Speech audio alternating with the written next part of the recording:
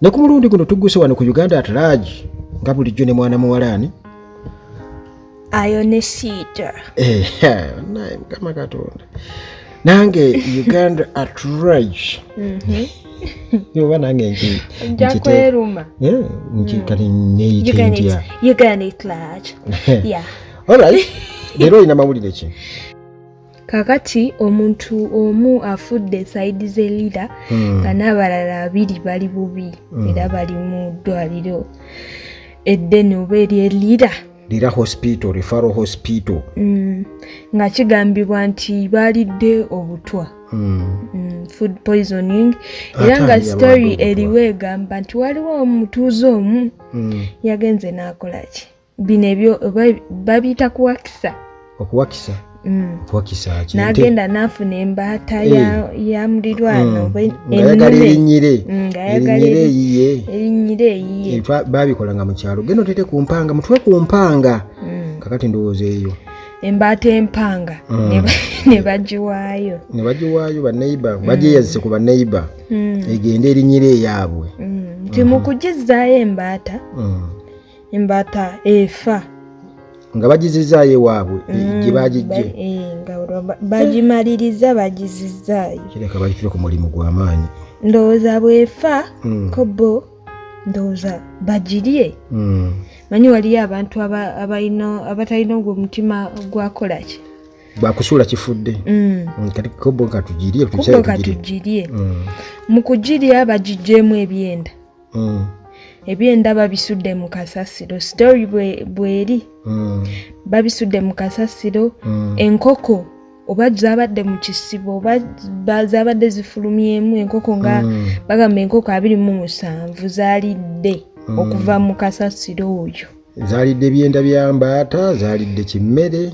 Zaalidde ndowooza emmere okuva mu kasasiro oyo okubeera kasasiro yeegira. Kati mu kumaliriza enkoko zafudde. Enkoko 20. Ne 27 ne zifa ndowooza. Nyinizo oba yabadde mu fumbi mwoki wa nkoko. Ko ye lwaki zifudde ate jjukira yerose banene obanga oli muntu wa business. Kanzooke. Nazoocha naziguza abantu mu kitundu kye. Abantu bagenda okuwulira enkoko. Zikookolimina mu lubuto bazi. Waaye. Bawulira tebali bulungi embuto zibaluma lwakuba ensobi tebasoose okukola bo tebasoose kugenda mu ddwaliro basoose kugenda mu baki mu bahabalist n'abawaawo awo ku ddagala ne batandika okusesema obutwa era mu process eyo omu ku abo we yafiiridde. Nozaawo ne balaba ng'ensonga eri serious abalala kwe kubaddusawa mu referral hospital.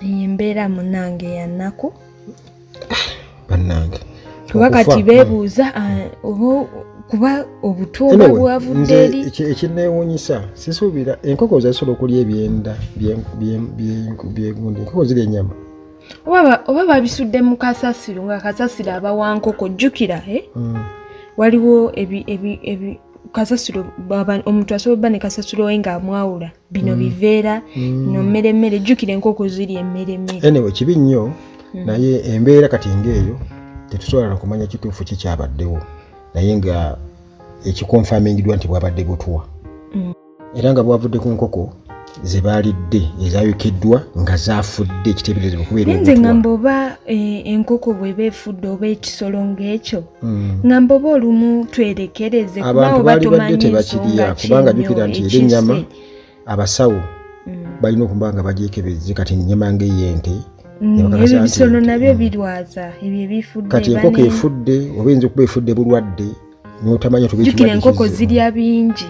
Kale abantu baali badde bafuna okwerekereza mu mitima nti ekintu kifudde katukireke okusinga okulya ebintu ebifudde nti nsuubira okuba nti obuzibu bwavudde. Naye nga tubasabire bannaffe erudde eyo babeere bulungi. Kaakati waliwo obutemu obwakoleddwa. Ate wa obutemu bwakoleddwa eyo sayidi zaawa z'ejjuuko zooni ogimanyi? Aha.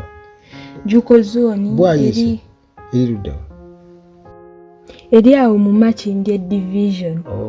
Era nga kigambibwa couple babadde beewaasa nga balina n'omwana.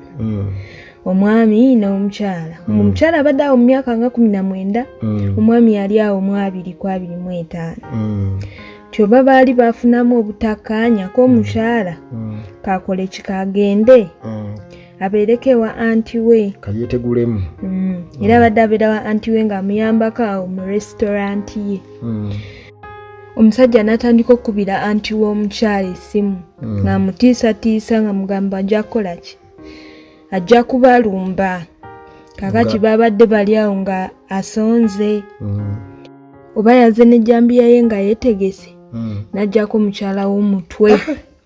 Kati ndowooza abantu ababadde awo ko bo gwe totulabanga kwe kukola ki? Kwe kumukakkanako naye ne bamukuba mizibu naye ne bamugja mu budde. Kale kuba kutwalira amateeka mu ngalo naye waliwo anti baga nti akukola obo byakwerabiza Katonda. Kati obusungu bwo bwonna bwonna. Naye oba kati ki ennyo kyabadde yamukola? Domestic violence esusse these days. Sijja kulimba naye era nga bwe tugambye nti obuteesonyiwa. Abantu beesonyiwa ebintu ebimu era beesonyiwa n'abantu bannaabwe. Oba okitegeera kuba bino byonna obulagajjavu obwo obuteesonyiwa mu mutima. Omukazi yeetegudde. Kitegeeza nti akwesonyiyeemuko. Naawe sooka oteekinga time mu busungu oba bukkakkane ofune n'obwongo obulowooza ate oleme kubeera nga weepika bwepisi. Waliwo kirabika balina enjogera egamba okulemererwa. Okoze loosi enkoko zifudde. Ate era oyagala ozirye. Oba kitegeera gwe tofiirwa kugamba embeera efalanganako bwetyo eviirako abantu okufa. Era nga kitalo nnyo nnyini ddala lwakuba balese akaana kaabwe. Bambi. Oba omwami teyasoose kalowoozaako akaana ke ng'agenda okukola kyonna kye yakoze. Ku nsonga y'okwesonyiwa abaagalana balina okuyiga okusobola okwesonyiwagana kwegamba buli omu yeesonyiwe munne okusinziira kuli bw'aba akwesonyiye sirikira. Sooka kubanga waliwo ensonga ze mulina otunuulira kati ng'abaana. Ndaba kati ebiriwo wakati wa Daniela ne Chameleone. Nalabye Daniela yapositinze engagement ring era nga n'ateekako n'ebigambo nti yabalina awandiisa ekiye. Waliwo ani yamubuzizza nti back proposing deko ye n'embaga tojja kumanya. Okiraba kwegamba jukira nti agenda kweza emyaka 4. Agenda celebrating 40 years birthday. Era nga ye alaga musanyufu nnyo ku ekyo agamba kati wanaba akuziza emyaka gye 4 ajaba era alina ensonga 4 n'omusobi lwaki alina okubeera mu bulamu ye bw'awulira Manyi Daniel ono kinamulabako y'omu ku abo famire y'amayanja kasogedde ng'efuna bakamwana. Ono ye muganda wange ku mutimbagano ne nazaala bwe baatika n'ayogera okuliriza nnyo batabani be. Ogenda nti ebizibu bwa nazaala bwe kukuliriza nnyo batabani be olw'okuba basereebo mbu bakuba emiggo abo bakagoggo. Nawulira okusitoliza wizo ng'ayisaayisaamu. Era Daniel okuva yagenda mu Amerika olaba nti yateekako n'omubiri n'anyirira. Olabira ddala mutuufu gamba yali yaggwawo. Daniel atiina musanyufu nnyo. Naye nga ye yayogera n'ayogera ekituufu nga kiraga nti abantu abo bakuba abakazi bayisa bubi abakazi be bamu kubatuntuza abakazi tebeeguya balowooza bakitalo. Okugamba ekyokwesonyiwa bwe kijjiramu awo oba okiraba nti balina abaana okitegeera kitegeeza nti balina okweyisa ng'abantu abakulu kubanga life tekoba ku bo bokka. Balina okutunira n'ensonga y'abaana. Ate omuntu bw'aba n'emize emibi waba n'ensobi z'akoze mu bufumbo kitegeeza alina okuyiga okubeera nga akkiriza nti mutuufu wano nakolamu ensobi na wano nenkolamu ensobi na wano nenkolamu ensobi. Newankubadde bageza kuba nga babibikkirira naye era ebiri mu kisenge osobola obbiraba okusinziirako ebyo ebikola ki ebiba byogerwa. Naye Daniela Atim y'omu ku abo abavuddeyo ne balaga ennaku kwegamba okusinziira ku byewawandika ku social media ng'alagira ddala nti mutuufu yali atontusibwa mu ngeri emu oba endala. Eyo yonna domestic violence era bivaako abantu okubeera nga bafa ndowooza era kiyinza okuba nga kyabaviirako n'okubeera nti oli kaagende mu America ono abeera eno naye gwe okimanyi nti nno ebintu bya gravity bino tebigenda kukoma bijja kukoma naye kagamba kubonerera kuba kubonerera bukyekivulu kiggwa olina ofunayo akantu kamu ku gravity buli lunaku omanyi omumwa guno omugwa guno muzibu nnyo okuzzaayo bye gwogedde kizibu nalabye Balamu already yamugambye dda nti ebyuma jjukira nti gravity abadde agamba nti temuddamu okupangisa mu byani bya Balamu ko Balamu nti gwe wuufa yabadde ekumala wuufa kwegamba yamala budde okumuleetera ebyuma yamuwadde kawuufa ani King Saha yamugambye obuzibu bwa gravity tewajja kufuna mikisa simanyi oba Saha alina wagiyoola n'agibayira bati alina okujja kufuna emikisa gya struggle okitegeera alina wagiyoola alina ogenda kawoka ewa Saha gyabeera gye yazimba nti yalize n'afuna ku mukisa yali tuseeka n'afuna ku mukisa n'akola ki King Saha n'asobola n'omuyitira ku bawagizi be bajje nabo bamuwagire abawagizi ba Saha bali badde bayamba kirayika ekyamusembya teyafuna sapooti yaligenze omusajja naye era kugamba nze bagamba nti okuba waliwo ebivulu bingi yensonga kiti yafuna abantu naye ate era ne bagundi acidic voko babaddewo nga Mudru ali wali ati si yasoose okola ekivulu nga nawe ebyo byali bibiri ku luno byali bina ate gravity w'amaanyi nnyo gravity omumanyi gravity omumanyi togamba biri ebisatu baali bireze ne balumba ebya gravity olugira ng'omuwolereza olugira ng'omukuba oti gravity w'amaanyi gwe yagamba nti okuleka ffe abanene abatono ffe abasobola infact yayogera ku criticizinga Bobi Wine mmwe ba upcoming temugezaako criticizinga Bobi Wine kubanga you won't survive ffe abatono ffe abasobola okulicizinga Bobi Wine tusurvivinga kale ya surviving kati kyogamba nti ate ogeraageranye omunini ng'akoze ekivulu bali tebaafuna abiri olongoma teyafuna ku Sheraton omunigeria teyafuna bali ku Gondi ko Zoe Gondi Mickey Wine teyafuna abawagizi nga tetunaba kuva wano tulina okubeera nga munaye tumanya nti Uganda Cranes juzi kye yakola Congo 2-0 waguliko oleka naye kale nga twogera ku mawulire gano ag'omupiira wano e Uganda gye buvuddeko twagiraba wano e Morocco ng'eri mu kugamba olinga terina kifaananyi CAF kye yali approving nga bali mu 2026 World Cup qualifiers mwezanyira ttiimu nga Guinea, Somalia yonna yagizanyira Morocco kubanga nga tetulina bisaawe wano nga bali mu kutagala butagazi naye Cranes era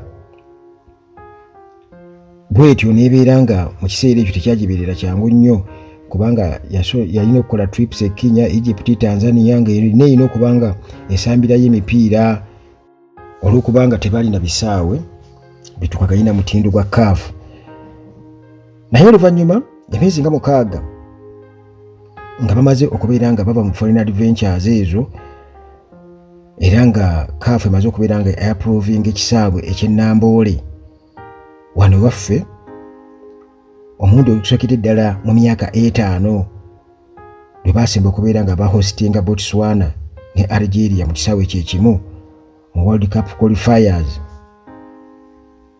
wano ku Monday babadde bazanya Congo era nga omuzannyo gwabwe gwabadde gusoose mu AFCON qualifying matches ekyakakasiza nti munnange ekisaawe ky'ennamboole kakati kiri ready okubeera nga kisambirwamu emipiira naye Uganda Cranes si gye emipiira gyayo gyokka gigenda okubeera mu kisaawe kino eky'ennamboole kisaawe kino kigenda kuba ate era kihositinga emipiira emirala okuva ku mawanga ag'okumulirwano nga Kenya, Tanzania bano jjukira nabo munnange ebisaawe byabwe CAF yabategeeza tebiri ku mutindo eggwanga erya Kenya gye lyasoose munnange okubeera nga lizanya Zimbabwe mu kisaawe kino ekinamboole mu gurupu G AFCON 2025 qualifiers olwokutaano oluwedde era nga tebabaddemu na ggolo n'emu Zimbabwe bo bwe bamaze okusamba tebazzeeyoka kubanga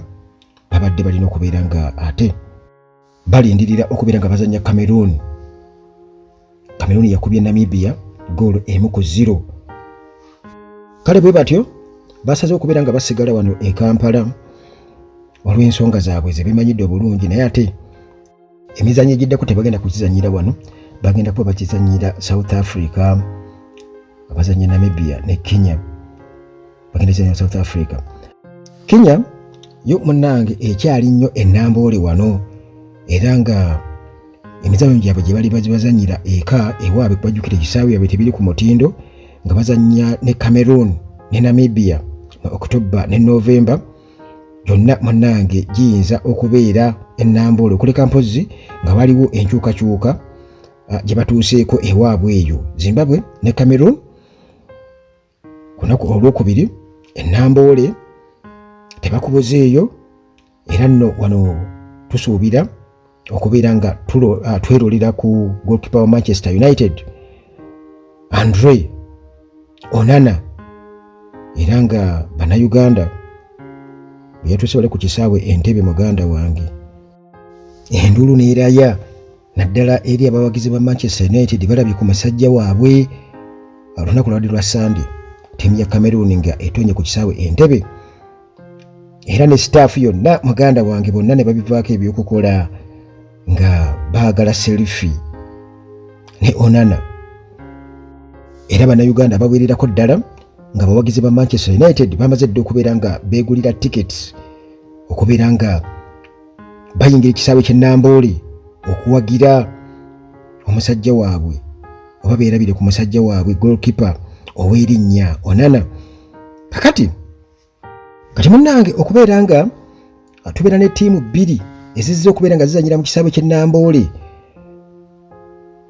ne home matches 3 eze Kenya ze yali badde ezannya nga ziri nnamboole wano, match emu eya Zimbabwe. Kino munnange kirungi nnyo bwe tudda ku sayidi ya business, kubanga kisaawe ky'ennamboole kijja kuba kikola ssente, ate ne hotel industry nayo munnange omusimbi guba guyingirawo. Cameroon bano twategeddeko nti bali wano mu Kampala Sheraton Hotel, ate ng'ebintu byabwe ebimu babiterese wali mu Skes Naggulu. Zimbabwe bo bano bali ku Hilton Gardens Inn, ate ttiimu ya Kenya eri wali ku Golden Trip. Namboole management bwe batyo babadde batutegeezezza nti Kenya ne Zimbabwe bano munnange basasudde emizannyo gyonna gye bagenda okubeera nga bazannyira ennamboole, emipiira gyonna bagisasudde, era nga ensonda zitugamba nti akasente kawerera ddala, kubanga zino ziri $3 mirambirira. $3 kiba kitegeeza nti miliyoni ziri 10-12 buli muzannyo aba buli game, buli mupiira gwe bategeka gwe basambirayo $10-12. 2027 tukimanyi bulungi nnyo nti amawanga gano asatu Uganda, Kenya, Tanzania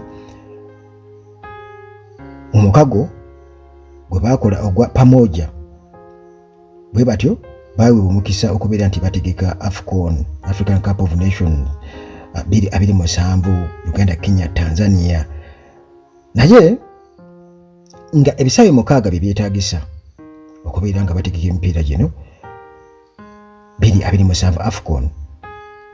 Kakati essaawa eno Namboole yalinga kwegamba CAF gwekakasizza Namboole National Stadium okukosa n'ekisaawe ekitanzania eky'eggwanga nakyo bakyakirenovating nga olaba Namboole tebannamumaliriza naye tekigenda kumuzannyiramu kati ne Tanzania bwekityo bwe kiri ku bisaawe 6 ebyetaagisa. Kakati olwo Uganda, Kenya wamu ne Tanzania balina okubeera nti bakola omulimu, kubanga bisaawe ebisinga byonna tebinaba kuzimbibwa, bizimbibwa, ebimu bulongoosebwa okusobola okubeera nga munnange bituukagana n'omutindo basobole okubeera nga bategeka AFCON. Jjukira balina okubaawo n'ebisaawe ate ebirala ebyokutrainingiramu, ttiimu zirina okuba nga ate zitraininga bwe bajja okusambira wano balina okubeera nga batraininga, balina okufunayo ebisaawe bwe balina okuba nga batrainingira. Naye jjukira nti Uganda government wano Uganda kaweefube waliwo bayingira mu memorandum of understanding ne University y'e Kyambogo ebimu ku bisaawe byabwe nga baagala babikole bibiri tukakane n'omutindo etunatuukira mu 2027 nga ekisaawe kiwedde ne Makerere University nayo kyekimu okusinziira ku State Minister for Sports Peter Ogwang nga atukakasa atugamba ne Makerere University naye waliyo ekisaawe kye bagenda okubeera nga bazimba kitukakane n'omutindo Mutesa 2 Stadium ewankulukuku ne Makerere yebasuubira okubanga ate bateeka ebisaawe ebyokutrainingirako kale n'ekyewankulukuku ne Makerere mwebirimu ebyo birina okubeera nga ttiimu zino zibazizze mu AFCON 2027 gye zeetegekera okwalibadde ng'okutrainingira kati Uganda, Kenya, Tanzania bwe batyo ne baba nga balina okukozesa ebbanga lye lisigaddeyo okuva kati paka 2027